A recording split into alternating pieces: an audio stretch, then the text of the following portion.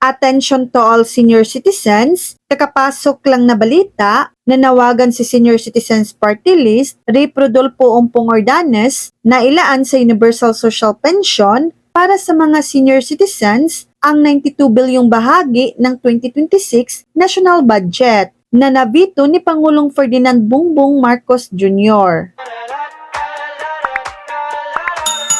Ayon kay Ordanes, sa gitna ng patuloy na pagtaas ng presyo ng mga bilihin at bigat ng gastusin sa araw-araw, kabilang ang pagkain at gamot, nararapat na unahin ng pamahalaan ang mga nakatatandang Pilipino at matagal na nangailangan ng sapat at tuloy-tuloy na suporta. Binigyang diin ng mambabatas na hindi sapat ang kasalukuyang pensyon ng mga senior citizens upang matugunan ang kanilang pang-araw-araw na pangailangan. Dahil dito, muling isinulong ng Senior Citizens Party List sa Kongreso ang panukalang Universal Social Pension na magbibigay ng tiyak at regular na tulong sa lahat ng seniors, anuman ang kanilang kalagayan sa buhay. Sabi pa niya, hindi luho ang naturang panukala, kundi pagkilala sa dignidad at ambag ng mga lolo at lola na buong buhay na nagtrabaho at tumulong sa pagbuo ng bansa. Umaasa rin si Ordanes na mabibigyang pansin ng administrasyon ang panukala